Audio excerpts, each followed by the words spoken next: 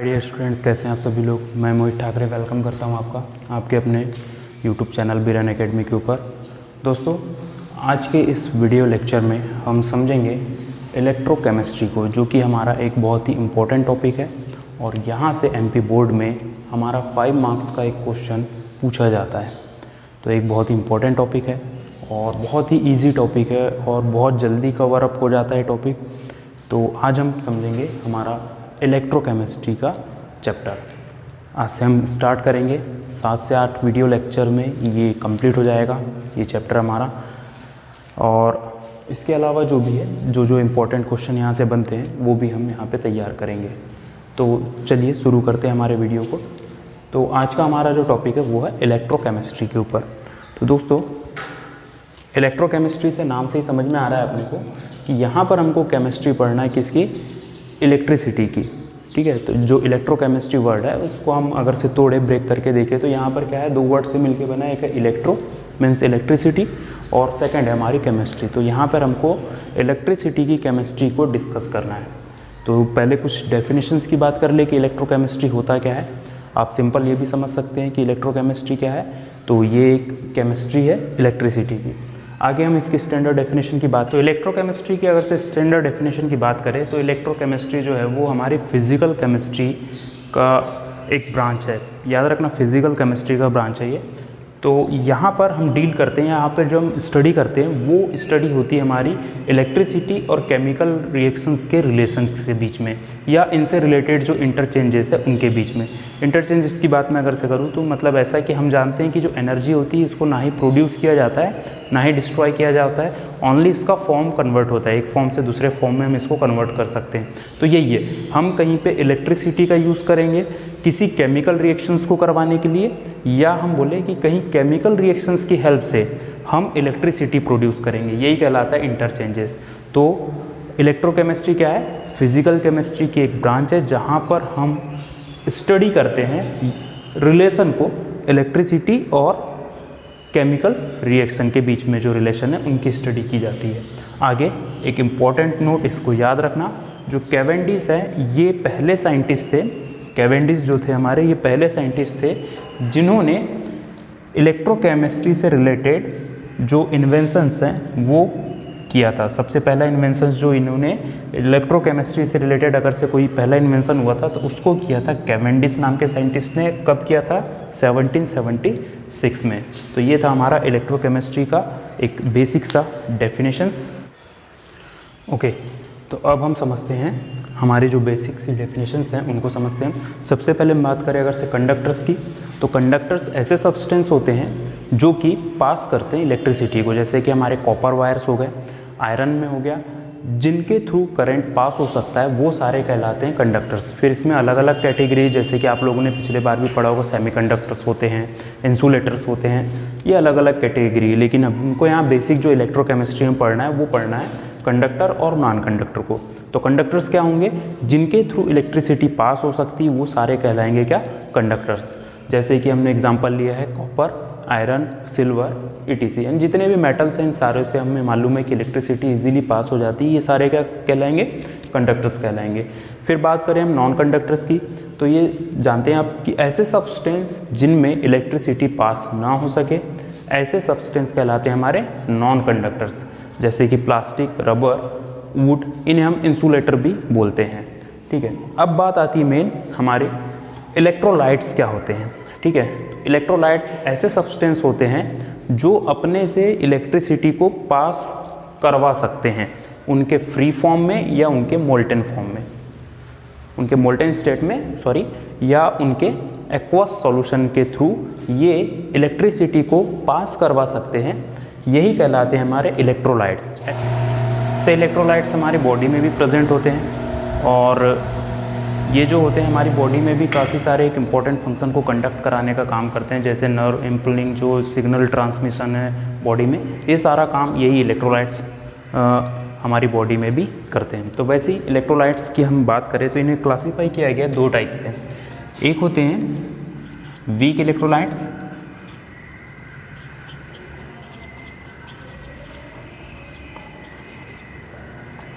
और जो दूसरे होते हैं हमारे वो होते हैं स्ट्रॉन्ग इलेक्ट्रोलाइट्स। सबसे पहले अगर से मैं बात करूं वीक इलेक्ट्रोलाइट्स क्या होते हैं, तो वीक इलेक्ट्रोलाइट्स वो होंगे जो आयोनाइज होंगे पार्शियली, आयोनाइज पार्शियली।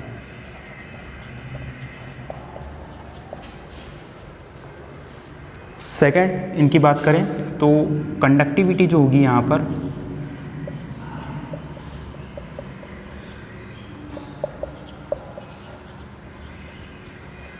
ठीक, कंडक्टिविटी जो होगी वीक इलेक्ट्रोलाइट की ये कम होगी।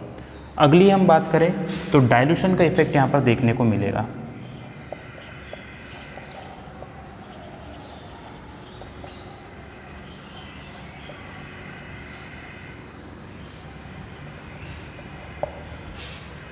ठीक, एग्जांपल्स की बात करें तो जितने भी हमारे वीक एसिड और वीक बेस हैं ये सारे वीक इलेक्ट्रोलाइट्स के जैसे काम करते हैं। तो एग्जांपल की हम बात करें तो हमारा NH4OH, ammonium hydroxide, CH3COOH, acidic acid या विनेगर बोलते हैं जिसको हम, ये सब जो हैं वीक इलेक्ट्रोलाइट टाइप से एक्ट करेंगे।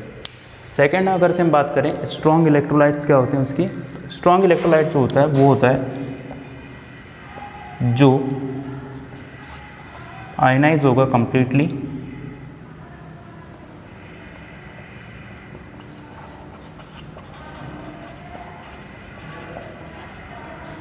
कंडक्टिविटी जो होगी मोर होगी,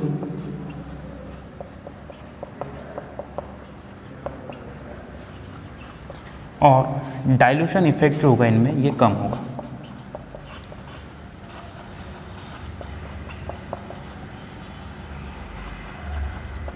एग्जाम्पल्स की बात करूँ अगर से इनकी, तो यहाँ पर जो होते हैं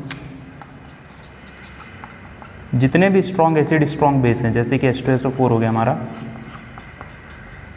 NaOH हो गया, CuSO4 हो गया, ये सब काम करेंगे। NaCl का सॉल्यूशन हो गया, KCl सॉल्यूशन हो गया, ये सब काम करेंगे स्ट्रॉन्ग इलेक्ट्रोलाइट टाइप से। तो इलेक्ट्रोलाइट को दो टाइप से हमने देखा कि इलेक्ट्रोलाइट कितने टाइप के हो सकते हैं, दो टाइप के हो सकते हैं, वीक इलेक्ट्रोलाइट्स और स्ट्रॉन्ग इलेक्ट्रोलाइट्स। वीक इलेक्ट्रोलाइट्स जो होंगे ये आयनाइज होंगे पार्शियली, मतलब कंप्लीटली आयनाइज नहीं हो पाएंगे। कंप्लीटली आयनाइज नहीं हो पा रहे, इस कारण से इनकी कंडक्टिविटी जो है वो लेस रहेगी, और यहाँ पर डाइल्यूशन का इफेक्ट भी हमको देखने को मिलेगा। मतलब डाइल्यूशन का इफेक्ट मतलब ये कि जैसे जैसे आप इनको डाइल्यूट करते जाओगे इनकी कंडक्टिविटी कम होते जाएगी।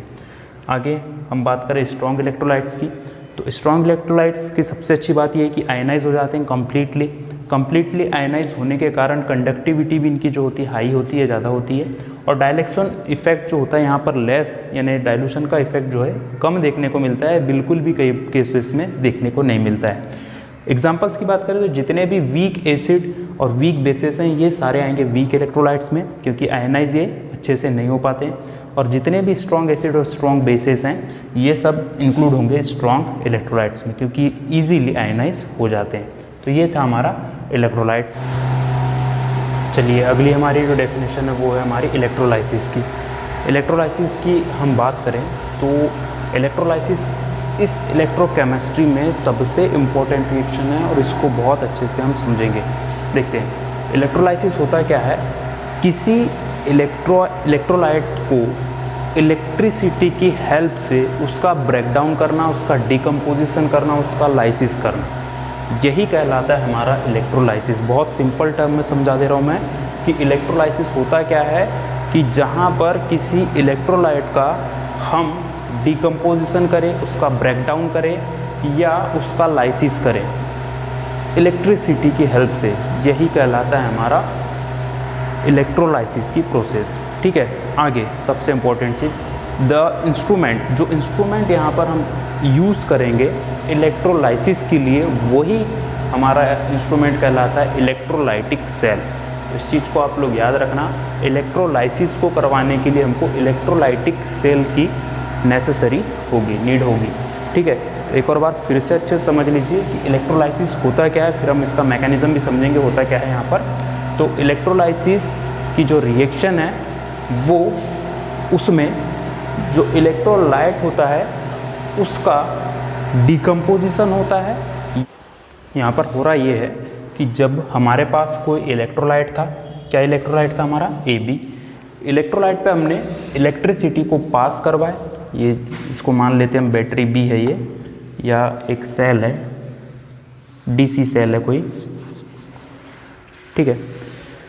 इस इलेक्ट्रोलाइट पे हमने क्या अटैच कर दिया, इलेक्ट्रिक सोर्स अटैच कर दिया, जिसके कारण क्या हुआ, इसका लाइसिस हुआ या इसका डिकम्पोजिशन या ब्रेकडाउन हुआ, जिसमें ये कन्वर्ट हो गया A+ और B- में। यही प्रोसेस कहलाती है हमारी इलेक्ट्रोलाइसिस। और यहाँ पर जो हमने इस जो इक्विपमेंट के थ्रू या इस जो इंस्ट्रूमेंट के थ्रू ये कैरी आउट किया है इलेक्ट्रोलाइसिस की प्रोसेस को, यही इक्विपमेंट या इंस्ट्रूमेंट कहलाता है हमारा इलेक्ट्रोलाइटिक सेल। तो ये था हमारी इलेक्ट्रोलाइसिस की प्रोसेस। अगली रिएक्शंस की बात करें हम, या अगले हमारे डेफिनेशन की बात करें, तो अगले जो इम्पोर्टेंट अगेन रिएक्शन है वो है हमारी रेडॉक्स रिएक्शन। इलेक्ट्रोकेमिस्ट्री में आगे हम जब सेल को पढ़ेंगे वहाँ पे सारी की सारी रिएक्शन रेडॉक्स पे बेस होती है। क्लास 11th में भी हमने इस रेडॉक्स रिएक्शन को काफ़ी अच्छे से पढ़ा है। आप लोगों को क्लास 11th में रेडॉक्स को बैलेंस करना, ये सारा कुछ था, हमने काफ़ी अच्छे से जब क्लासेस में पढ़ा तो हमने इसे बहुत अच्छे से समझा है, ठीक है। अभी देखते हैं पहले हम रेडॉक्स रिएक्शन होती क्या है। तो नाम से ही समझ में आ रहा है रेडॉक्स रिएक्शन में होता क्या एक्चुअली, कि यहाँ पर रिडक्शन और ऑक्सीडेशन ये दोनों साथ में होती हैं, यही रिएक्शन कहलाती है हमारी रेडॉक्स रिएक्शन। अब ऑक्सीडेशन और रिडक्शन मैंने काफ़ी अच्छे से क्लासेस में समझा दिया आप लोगों को। आगे फिर भी बात करें अगर से हम ऑक्सीडेशन की, तो ऑक्सीडेशन में हम जानते हैं कि ऑक्सीडेशन में इलेक्ट्रॉन का लॉस होता है। जहाँ पर भी ऑक्सीडेशन हो रहा है, जिसका भी ऑक्सीडेशन हो रहा है, वहाँ पर इलेक्ट्रॉन का लॉस होता है। इसके लिए हमने एक ट्रिक भी याद कर रही थी, जिसको हमने बोला था ऑयल, नाम से हमने इसको याद किया था। ऑयल का मतलब क्या है, ऑक्सीडेशन इन लॉस, मतलब ऑक्सीडेशन के दौरान इलेक्ट्रॉन का लॉस होगा। सेकंड हम बात करें रिडक्शन की,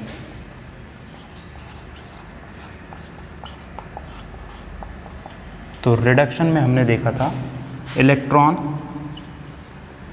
गेन्स होते हैं। यहाँ पे इलेक्ट्रॉन की यहाँ पे जो होती है गेनिंग होती है, तो इसको हमने याद किया था रिग से, ठीक है।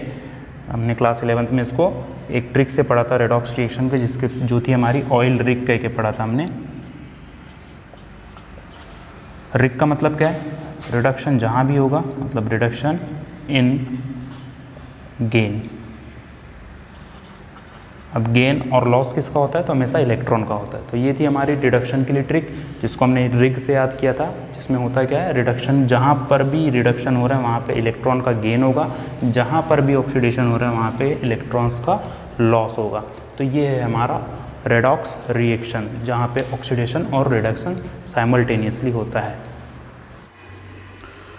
तो दोस्तों अब हम समझने वाले हैं हमारा जो टॉपिक्स जो बचे हुए हैं वो है एनायन क्या होते हैं, कैटायंस क्या होते हैं, इसके साथ साथ एनोड क्या होता है और कैथोड क्या होता है। इन चारों चीज़ों में काफ़ी ज़्यादा कन्फ्यूज़न होता है केमिस्ट्री में कि एनोड क्या है, कैथोड क्या है, कैटायंस क्या होते हैं, एनायंस क्या होते हैं। ये काफ़ी अभी भी आप लोग 11th पास करके आए हैं, फिर भी आप लोगों को इस चीज़ में अभी भी डाउट होगा। तो चलिए आज इस कॉन्सेप्ट को बहुत अच्छे से समझते हैं कि ये सारी चीज़ों में डिफरेंस क्या है और ये होते क्या क्या हैं। तो सबसे पहले हम बात करते हैं कैटायन की। 6 नंबर की हमारी डेफिनेशन हो जाएगी, कैटायंस की बात करते हैं। तो कैटायंस वो होंगे जिन पे पॉजिटिव चार्ज होगा, इट कंटेन्स पॉजिटिव चार्ज, ठीक। कैटायन सिंपल है, जहाँ पर भी पॉजिटिव चार्ज जो भी सब्सटेंस कंटेन कर रहा है वो सारे कैटायंस होंगे, ये हमने देखा है। तो जैसे कि हमारा एग्जांपल है सोडियम, पोटेशियम, इसके साथ साथ आयरन, etc।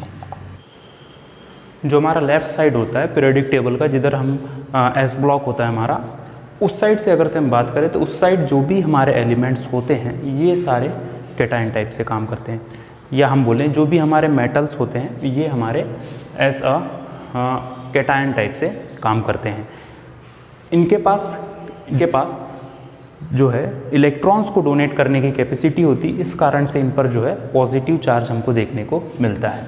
बात करें हम एनायंस की, तो एनायंस ऐसे सब्सटेंस होंगे जिनमें नेगेटिव चार्ज हमको देखने को मिलेगा। पीरियोडिक टेबल में अगर से हम बात करें तो जितना भी हमारा पी ब्लॉक साइड का जो पोर्शन है जहाँ पे नॉन मेटल्स कंटेन करते हैं वो सारे जो है हमारे एनायन टाइप से एक्ट करते हैं। इनके पास इलेक्ट्रॉन को गेन करने की कैपेसिटी होती, इस कारण से इन पे नेगेटिव चार्ज आता है। तो ये था हमारा कैटायन और एनायन। ओके, अब हम बात करते हैं वीडियो के लास्ट में कैथोड और एनोड क्या होता है। तो चलिए अब हम समझते हैं कैथोड और एनोड को। यही जो है सबसे ज़्यादा कन्फ्यूज़न करता है हमें कि कई बार हमें समझ में नहीं आता कैथोड किसको बनाना है, एनोड किसको बनाना है। तो इसको ये आज आपका जो कन्फ्यूज़न है दूर हो जाएगा और बहुत अच्छे से हम इसको समझने वाले हैं। तो कैथोड क्या होते हैं? इलेक्ट्रोलाइट,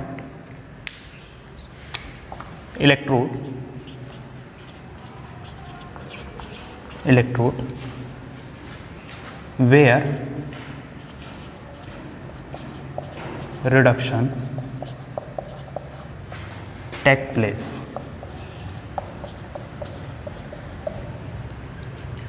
जिस भी इलेक्ट्रोड का यहाँ पर हमारा रिडक्शन हो रहा है, जिस भी इलेक्ट्रोड का हमारा रिडक्शन हो रहा है वो हमेशा हमारा कैथोड के जैसे काम करेगा।